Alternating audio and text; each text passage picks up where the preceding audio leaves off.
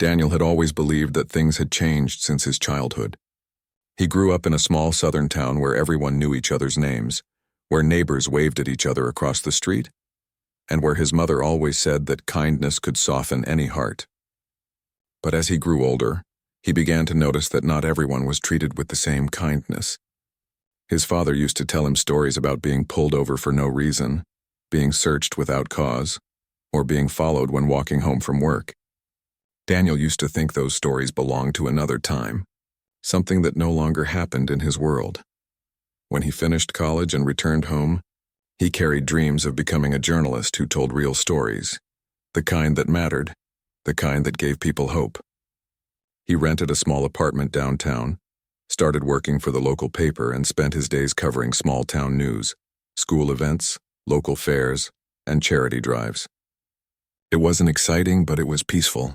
Until one summer afternoon, everything changed. He was driving behind his childhood friend, a man he'd known since grade school, when flashing blue lights appeared out of nowhere. His friend pulled over, confused because there had been no traffic violation. Daniel parked a few feet back, watching quietly at first. The officer walked up to the driver's window with his hand already resting on his holster. The conversation quickly grew tense. Daniel rolled down his window, hearing his friend trying to explain that he had done nothing wrong. But before long, the officer ordered him out of the car and began searching his vehicle. Daniel sat frozen. He wanted to believe there was a reason for this, that maybe his friend had a light out or something minor. But the way the officer spoke, sharp, dismissive, impatient, it reminded Daniel of all the stories his father once told. His chest tightened as he realized this wasn't a misunderstanding. It was the same pattern his family had endured for years. When the officer finally let his friend go, no ticket was given, just a warning for something that never happened. That night, Daniel couldn't sleep. He kept thinking about what he saw. The officer's tone, the fear in his friend's eyes, the humiliation that hung in the air even after the lights disappeared. He sat at his small desk staring at a blank page on his laptop. His hands hovered over the keyboard, but he hesitated. He knew if he wrote about this, it could stir trouble. His boss at the paper liked to avoid controversial topics. But deep inside, Daniel felt something burning. Not anger, but responsibility. He couldn't ignore what he saw. The next morning, he decided to visit his friend. The man looked tired, distant, as if he had spent the night trying to forget. Daniel asked if this had happened before. His friend nodded slowly. More times than he could count. Sometimes while driving to work. Sometimes while walking home at night. Each time it ended the same way. No charge, no explanation, just fear and shame left behind. Daniel sat there in silence, listening. He realized this wasn't an isolated event. It was part of a larger pattern, something the whole community had quietly accepted as normal. Over the next few days, Daniel started talking to others, neighbors, old classmates, store owners. Many of them had their own stories. A young man who was stopped for sitting in his car outside a grocery store. A woman whose teenage son was handcuffed after being mistaken for someone else. An older man who still remembered being beaten during a protest years ago. Each story carried the same quiet pain, the same disbelief that this could still be happening in their town. Daniel began taking notes. He wrote down dates, names, and details, though he promised everyone that he would keep their identities safe. The more he listened, the heavier his notebook became. It wasn't just paper anymore. It felt like the weight of the entire community resting on his shoulders. He walked around town seeing everything differently now. The police cars that used to make him feel safe now made him uneasy. The friendly waves from officers felt colder, rehearsed. One evening as the sun was setting, Daniel sat on the steps of his apartment and looked across the street at the small police station.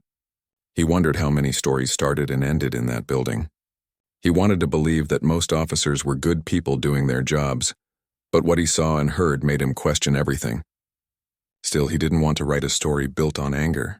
He wanted to write something honest, something that could make people see what was happening without turning them away. The next week, Daniel decided to interview a local pastor known for helping families who had lost loved ones in violent encounters. The pastor welcomed him with open arms, though his eyes carried the sadness of a man who had seen too much. He showed Daniel folders filled with letters from families asking for justice. Some of those letters were years old, unanswered. Daniel read them quietly, each word cutting deeper. He realized this wasn't about one incident or one bad officer. It was a cycle that had been repeating for generations. After that meeting, Daniel went home and turned on his recorder. He began speaking softly, as if telling the story to himself. He described what he saw during that traffic stop, what he heard from the families, and what it felt like to live in a place where justice wasn't equal. When he listened to the playback, his own voice sounded different, more certain, more determined. But before publishing anything, Daniel knew he needed proof. Words alone wouldn't be enough. People would doubt him, accuse him of exaggerating. So he decided to start observing quietly. He spent evenings near busy intersections watching how officers handled stops. Sometimes he saw nothing unusual. Other times he saw officers pulling over the same kind of people again and again. He noticed patterns, small things that others might overlook, but he kept collecting them. One night, while sitting in his car with the windows slightly down, he heard raised voices nearby. He looked up and saw an officer yelling at a teenager outside a convenience store. The boy's hands were up, trembling. Daniel's instinct kicked in. He reached for his phone and started recording. The video captured the officer shoving the boy against a wall, accusing him of loitering. The boy kept repeating that he was just waiting for his mother. Daniel's heart pounded as he filmed, his palms sweaty. He didn't want to believe what he was seeing, but there it was, right in front of him. Later that night, he replayed the video over and over. Each time he felt a mix of anger and sadness. He wasn't sure what to do. If he published it, it could cause a storm. But if he didn't, he'd be just another person staying silent. He remembered his father's words, and that silence helps the wrong side. By the next morning, Daniel made his choice. He uploaded the video to a small social media page he used for community reporting, along with a simple caption, "This is what happens in our town when no one is watching." Within hours, the post spread quickly. People began commenting, sharing their own experiences. Some thanked him for speaking up. Others warned him to be careful. The video reached thousands of views by nightfall. The following day, Daniel's phone wouldn't stop ringing. Reporters from nearby towns called for interviews, while others accused him of trying to make the police look bad. The local station released a statement saying the officer was following procedure, but the community wasn't convinced. People started gathering outside the police station, holding signs that read, "Justice for all" and "We deserve fairness." Daniel stood among them quietly, watching the faces around him, young and old, men and women, all united by the same pain. For the first time, he realized how powerful truth could be. But deep down, he also felt the weight of what was coming. He knew that exposing the truth came with a price. Some people would call him brave. Others would call him a troublemaker. That night, he sat alone in his apartment, listening to the distant sound of sirens echoing through the streets. He thought about the boy from the video, about his friend from the traffic stop, about all the families who trusted him with their stories. He promised himself that he wouldn't stop now. If this was what it took to bring change, then he would keep going, no matter how hard it became. He turned off the light and looked out the window, where the street lights flickered softly against the dark sky. The town looked peaceful, almost silent, but Daniel knew that beneath that silence something was stirring. For the first time in a long while, people were paying attention, and that was enough for him to keep writing, to keep fighting for the truth that so many had tried to hide. Daniel woke up the next morning to the sound of his phone vibrating nonstop on the table beside him. The sunlight barely touched the curtains, and he hadn't even slept properly. His head felt heavy, but curiosity pushed him to check his messages. Dozens of notifications filled his screen. Strangers thanking him for his courage, friends warning him to stay safe, and a few angry messages telling him to keep quiet. He stared at the screen for a while, unsure how to feel. In just one night, everything in his quiet town had changed. The video had gone far beyond what he expected. Local news stations were now replaying it on morning broadcasts. Some anchors spoke cautiously, calling it a controversial clip. Others said it raised serious questions about how law enforcement treated the community. Daniel didn't want fame. All he wanted was truth. But truth had a way of shaking things that were built to stay hidden. When he stepped outside, the air felt heavier. People looked at him differently, some with admiration, others with suspicion. At the small diner where he used to eat breakfast, a few folks nodded at him, while others turned away. The waitress, who had always been friendly, placed his coffee quietly, and said she was proud of him. But before she walked off, she leaned closer and whispered that some people were angry, especially the ones who worked with the police. Daniel gave a small nod. He already knew that. Later that day, he drove to a nearby neighborhood where he had been interviewing families. He wanted to check on the teenager from the video. The boy's mother opened the door with tears in her eyes. She hugged Daniel tightly and said her son hadn't slept much since that night. The family had seen the video online, and while it brought them support, it also brought fear. They didn't want more trouble. Daniel assured her that he would protect their privacy and only use the video to demand fairness. He promised not to share any personal details. Before he left, she looked at him and said softly that her son wasn't the first and probably wouldn't be the last. Those words stayed with Daniel as he drove away. It was painful to realize how many people had learned to live with fear as if it were normal. In the days that followed, more people reached out to him. Some sent him photos or videos they had saved quietly on their phones, moments they never showed anyone because they didn't think it would matter. One video showed officers dragging a man out of his car without reason. Another showed someone being handcuffed even after explaining that it was a mistake. Each story came with the same expression: exhaustion, hopelessness, and a quiet desire for change. Daniel spent nights at his small desk, organizing everything carefully. His notes filled pages. His computer folders overflowed with evidence. He worked alone, often eating late or forgetting to rest. Sometimes he'd stop and stare at the wall, wondering what he was getting himself into. He knew that exposing these things could make powerful people angry. But whenever fear tried to pull him back, he thought of the faces of those families who trusted him. He couldn't stop now. One evening, he received a call from an older man who introduced himself as a retired police officer. The man said he had seen the video and wanted to talk privately. Daniel hesitated, but agreed to meet him at a quiet park near the river. When they met, the man looked tired and nervous, glancing around as if someone might be watching. He said that he had worked in the department for 30 years and had seen how racism had shaped the system from the inside. Some officers treated people with fairness, but others carried hatred in their hearts. He said complaints often disappeared before reaching higher offices, and officers who spoke up were pushed out or silenced. Daniel listened carefully, recording only with permission. The man's voice trembled as he spoke, as if carrying the guilt of years he could never undo. Before leaving, the retired officer said something that stuck with Daniel. "It's not just bad people in uniforms. It's a system that protects them when they do wrong." That night, Daniel couldn't sleep again. He kept replaying those words in his head. A system that protects them. That was the truth he needed to uncover. It wasn't about one bad officer. It was about how wrong things were allowed to continue. A few days later, the small local newspaper Daniel worked for called him into a meeting. His editor looked uneasy. He said the paper was receiving pressure from the town council and local businesses to stop covering the story. They feared losing advertising money and relationships with officials. The editor told Daniel to let things cool down before writing anything else. Daniel sat there quietly, realizing that silence was exactly what they wanted. After the meeting, he walked out of the office and stood in the parking lot for a long time. The sky was cloudy and a faint breeze passed through the trees. He thought about giving up for a moment. He had no big media outlet behind him, no team, no legal support, and just his words and his conviction. But then he remembered the mother's eyes, the teenager's fear, and the retired officer's honesty. That was enough. Instead of stopping, he decided to go independent. He started a small online blog, naming it The Hidden Truth. It was simple but honest. Every night he posted one story, verified, clear, and respectful. He avoided accusations or hate. He only wrote what he could prove. Slowly, people began to trust him. Locals who once stayed quiet began to speak out.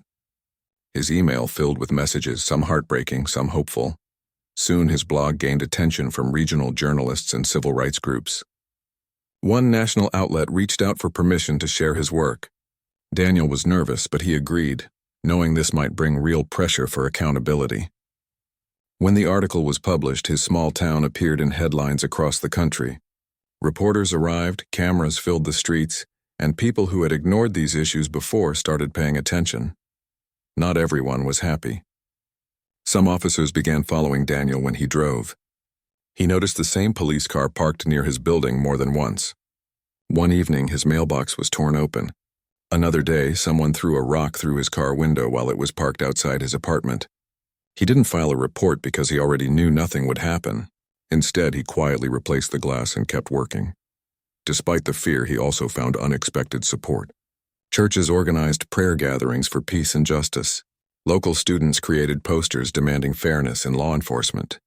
Even a few white residents who had never spoken publicly about race before joined the marches. It wasn't a fight between people anymore. It was a fight for humanity, for dignity, for the right to be treated as equals.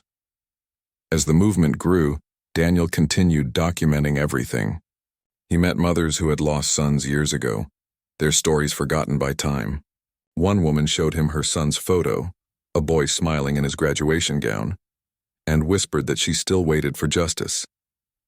Daniel wrote her story with care, making sure every word carried her love and pain. When it was published, thousands of readers shared it. People sent letters, donations, and messages of support to her family. For the first time in years, she felt seen. Through all this, Daniel felt both proud and tired. The more truth he revealed, the more the weight of it pressed on him. Sometimes he would sit alone at night looking out the window, wondering how something so wrong could survive for so long without anyone stopping it. But each new message, each new voice reminded him that silence was never an option again. One afternoon, he got a call from a lawyer representing several families who wanted to take legal action against the department. They asked Daniel for his recordings and documents as evidence. He hesitated at first, worried about his safety, but eventually agreed. It wasn't about him anymore. It was about justice for everyone who had suffered quietly. By the end of that week, the news had reached the state capitol. Officials announced that an investigation would be opened into the town's police department. For the first time in decades, there was a real chance for accountability. People celebrated cautiously, knowing it was only the beginning, but hope was finally visible. Daniel walked through the streets that night and saw candles glowing on the sidewalks. Families stood together, some crying, others smiling. The same town that once lived in silence was now finding its voice. As Daniel watched them, he realized how far they had come in just a few weeks. Change was finally stirring, and this time it wouldn't fade away quietly. But he also knew that his journey wasn't over. He had uncovered part of the truth, but there was more. More stories, more pain, more courage still hidden in the shadows. He promised himself that he would keep writing no matter how dark things got. Because as long as someone was willing to tell the truth, hope would always have a place to grow. The weeks after the investigation was announced were full of tension. Daniel noticed a shift in the town that he had never seen before. People who had once stayed quiet were speaking up in small ways, sharing stories with friends, neighbors, or even strangers. Every conversation carried the weight of years of pain, frustration, and fear. Daniel walked through the streets and saw a mix of emotions, hope, anger, and relief all intertwined. The town was waking up, and it was messy, loud, and raw. Daniel's days became a blur of interviews, meetings, and writing. He spent mornings at the homes of families who had endured the worst, listening carefully and taking notes. One afternoon, he met a woman whose brother had been detained and beaten years ago. Her hand shook as she spoke, but her voice was steady. She showed Daniel old medical reports, letters to the police department that had never been answered, and photographs that captured moments of pain no one else had acknowledged. Daniel listened, recording her story and promising to honor it with care. When he left her house, he felt a deep sadness, but also a renewed determination. Each story was a piece of the larger truth, and he couldn't let it be ignored. Not all reactions were supportive. Some residents called him a troublemaker, claiming he was trying to shame the town. Others whispered that he was stirring up problems where none existed. Daniel ignored them as best he could, focusing on the people who needed a voice. Yet he could not escape the feeling that eyes were watching him everywhere he went. A few nights he would see cars parked too long outside his building or hear footsteps in the hallways. Fear was real, but it was not going to stop him. The protest began slowly at first. A small group of people gathered at the town square, holding handmade signs that read "Justice for all" and "We deserve fair treatment." Daniel was there, taking photographs, recording short videos, and documenting every moment. He noticed the careful coordination among the families, parents holding hands with children, elders guiding teenagers, and neighbors supporting one another in quiet, firm ways. No violence, just voices demanding change. As more people joined, the protests grew larger, louder, and impossible to ignore. Daniel saw firsthand the courage of ordinary people who had learned to live with fear for decades. A young girl, barely 12, held a sign high above her head. It read, "Stop the hurt." Her small voice carried across the square when she shouted, "We want fairness." Daniel caught it all on camera, feeling tears rise. The innocence of her determination was heartbreaking and inspiring at the same time. Amid the growing movement, Daniel met other journalists who had arrived from bigger cities. They were curious about the town, about the patterns he had uncovered, and about the stories that seemed buried under layers of silence. Some asked if he wanted to collaborate, and Daniel agreed cautiously. He had learned that telling the truth required allies, careful planning, and verification. Together, they began piecing together a broader picture of the systemic problems in the town's police department. One evening, while walking home, Daniel ran into the retired officer who had shared his experiences earlier. The man had a cautious smile on his face.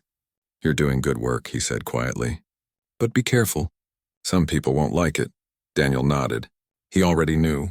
The town was changing, but the resistance was real, and not everyone wanted that change. Some of the officers were still hiding behind uniforms, ignoring accountability. Some officials still hoped the movement would fade away if ignored. Despite the danger, Daniel kept pushing. He visited schools to speak with students, urging them to understand their rights and to recognize when authority was being misused. Some teenagers were skeptical, hesitant to trust anyone who challenged the system. Others listened intently, asking questions, sharing experiences, and promising to speak up. Daniel saw the seeds of change being planted in young hearts, and it gave him strength. The tension escalated one afternoon when a protest met a small group of counter-protesters near the police station. Daniel watched as voices rose, hands waved, and emotions ran high. The police presence was larger than usual, and he could feel the unease radiating from both sides. But Daniel noticed that most people in the main protest stayed calm, repeating chants for fairness and equality. He captured every moment, knowing that history was unfolding before him. One night he returned home to find a note slipped under his door. It was anonymous and short. "Stop before it's too late." His hands shook as he read it, but he folded it carefully and put it away. Fear lingered, but it no longer controlled him. He reminded himself why he had started: for the families who had been silenced, for the children who deserved safety, for the truth that refused to be hidden. Amid the protests, Daniel also documented the small victories. A police officer was reassigned after misconduct was verified. Community meetings were held, allowing residents to speak directly to officials about their concerns. These moments were quiet, often overlooked, but Daniel knew they mattered. Change wasn't always loud. Sometimes it crept slowly, brick by brick. He also continued to write detailed stories on his blog, connecting the dots between incidents, policies, and patterns. Each post carried interviews, videos, and photographs. He avoided sensationalism, focusing instead on clarity and empathy. Readers from around the state and even the country began following his work. Support poured in: donations, messages, and offers to help families in need. Daniel felt the weight of responsibility, but also a deep sense of fulfillment. He was not alone anymore. One evening, a mother approached Daniel during a quiet moment at a small protest. She held his hand tightly, tears in her eyes. "Thank you for listening," she said. No one else did. Her words echoed in Daniel's mind long after she left. It reminded him that journalism was not just about reporting events. It was about restoring dignity to people who had been ignored, hurt, and silenced for too long. The local government finally held a public hearing. Families, students, and community leaders spoke about the incidents that Daniel had documented. The police department was forced to respond, and some officers were temporarily suspended pending investigation. Daniel watched from the back of the room, taking notes. He could see relief in some faces, anger in others, and a cautious hope everywhere else. The system was finally being challenged, and the town was beginning to face the truth it had tried to hide for years. At night, Daniel often sat alone in his apartment, reflecting on the work done and the work still ahead. He thought about the fear he had felt, the anger he had witnessed, and the courage he had discovered in ordinary people. He knew the journey was far from over. Every story he wrote, every photograph he captured, every voice he amplified was a step forward, but there were still battles to fight. The town had changed in a way that could not be undone. people who had been silent for decades were finally speaking. Children were learning that their lives mattered. Families who had been ignored were finding justice. And Daniel, who had once felt powerless and uncertain, had become a quiet force for truth. He realized that the courage of one person could ignite the courage in others, and that was the most important lesson of all. As Part 3 closed, Daniel looked out at the town from the small hill near his apartment. Lights flickered in windows and voices drifted from nearby streets. He felt a mix of exhaustion, sadness, and hope. The protests, the stories, the fear, and the courage all mingled together, shaping the town's story and his own. He knew there would be more challenges ahead, but he also knew that he was ready to face them. The truth was out, and now the town could not turn away from it. The town had started to change, but the air was still thick with tension. Daniel could feel it every time he stepped outside. People who had stayed silent for years were now speaking up, but some still whispered behind closed doors, afraid to be seen or heard. It was a delicate balance, hope and fear walking side by side in every neighborhood, every street corner, and every home. Daniel felt it in every step he took, every conversation he had, and every story he wrote. He spent the early mornings reviewing video footage, phone recordings, and notes from interviews he had collected over the months. Some nights he barely slept, his mind running through images of frightened teenagers, families who had lost trust in the system, and officers whose actions had gone unchecked for years. Every piece of evidence he had gathered felt heavier now that the town was paying attention. The pressure to get it right was immense, but Daniel knew the truth could not wait. Word had spread far beyond the town. State journalists, civil rights lawyers, and activists arrived, drawn by the stories Daniel had documented. Some wanted to help families take legal action. Others wanted to hold public forums to raise awareness about the systemic issues in the police department. Daniel met with them cautiously, knowing that each new voice brought both opportunity and risk. Yet seeing people outside the town care about what had been hidden for decades gave him hope. He realized that this was no longer just about his small town. It was part of a larger movement for justice. The community began organizing more formal protests, each one larger than the last. Local churches opened their doors for meetings and planning sessions. Students who had once been shy or unsure now marched with signs in hand, chanting slogans for fairness and equality. Parents held their children's hands tightly, teaching them that standing up for what was right was more important than staying quiet. Daniel followed them with his camera, capturing every moment, knowing that these images would tell stories long after the events were over. One day, a peaceful march ended in tension when a few police officers tried to control the crowd aggressively. Daniel's heart raced as he filmed from a distance, careful to remain safe while capturing the truth. Shouts rang out, some from anger, some from fear. Daniel saw a young man pushed to the ground, his hands raised, trying to protect himself. He kept filming, even as sweat ran down his face and his chest felt tight. After several tense minutes, calm returned, and the crowd dispersed peacefully. The footage Daniel captured became a turning point, proof that even peaceful protests could be met with unnecessary force. The attention brought more threats. Daniel found his apartment door scratched and his mailbox vandalized. Someone had broken a window in his car, leaving it shattered in the parking lot. He knew it was meant to intimidate him, but it only strengthened his resolve. He refused to be silenced, understanding that fear had been used against this community for generations. Daniel became more cautious, checking his surroundings and planning his movements carefully. But he never stopped documenting, never stopped telling the truth. Through it all, he met people who had long suffered quietly, mothers whose children had been taken too soon, fathers who had lost trust in law enforcement, and neighbors who had witnessed abuse but felt powerless to speak. Daniel listened to them with patience, empathy, and respect. Every story he heard deepened his understanding of the system's failings, and every face he encountered reminded him why he could not turn back. The local government began to respond. Town meetings were held, and officials finally addressed the public about the growing unrest. Some officers were placed under investigation, and promises were made for new training programs and oversight committees. Daniel attended these meetings, taking careful notes and recording every statement. He noticed that some officials seemed genuinely concerned, while others spoke with empty words meant to pacify the crowd. He wrote about both the progress and the shortcomings, refusing to let the narrative be skewed by false assurances. As the investigation unfolded, families began to see small victories. An officer who had been accused of misconduct was suspended pending review. Cases that had been ignored for years were reopened. Daniel covered these developments with a sense of cautious optimism. He knew that one step forward did not erase decades of pain, but it was progress and every step mattered. At the same time, Daniel witnessed the resilience of ordinary people. Children who had once been afraid to speak now shared their stories publicly. Teens who had been silenced by fear began organizing community discussions and awareness programs. Elderly residents who had once felt forgotten now stood with pride, their voices joining the chorus demanding change. Daniel realized that the courage he saw was not his alone. It belonged to everyone who had refused to stay silent. One evening, while walking home from a community meeting, Daniel noticed a small crowd gathered around a candlelight vigil.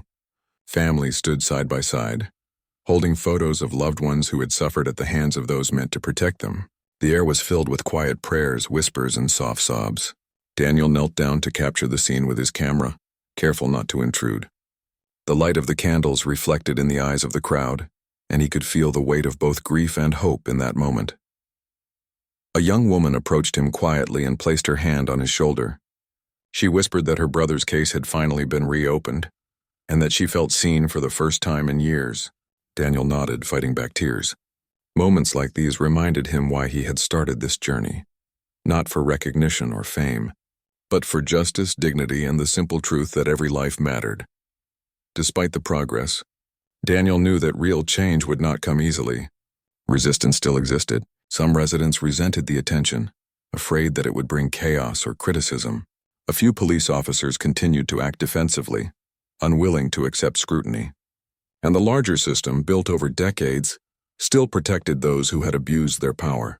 Daniel understood that the road ahead would be long and difficult. But for the first time, he saw a real possibility for transformation. He also witnessed moments of reconciliation. Officers who had once been cold and distant began attending community meetings, listening to residents without interruption.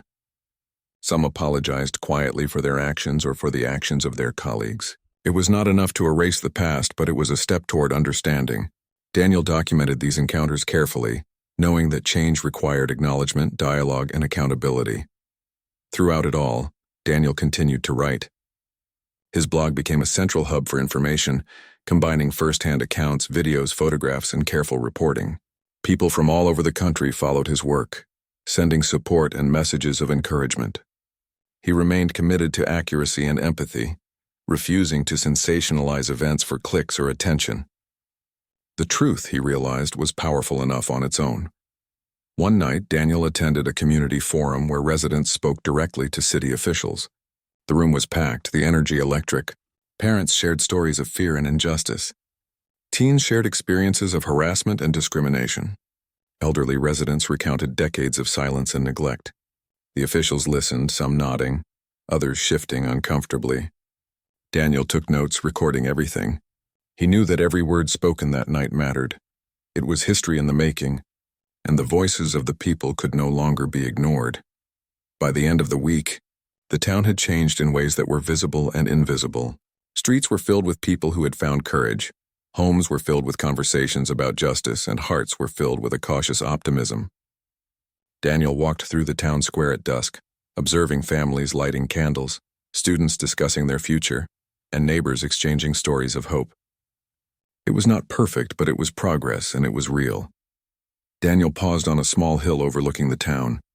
The lights of homes flickered below, and distant voices echoed through the streets. He felt a mix of exhaustion, pride, and anticipation. The journey was far from over, but the people had found their voice. The truth had been uncovered, and with it the possibility of justice. He knew that courage, once ignited, could not be extinguished easily. In that moment, Daniel understood something profound. Change was not a single event or a single act of bravery. It was the combined courage of families, neighbors, students, and even those willing to admit mistakes. It was the willingness to speak when others stayed silent, to witness when others looked away, and to act when others hesitated. Daniel had been part of it, but the movement belonged to the people, and that realization gave him hope for the battles still to come.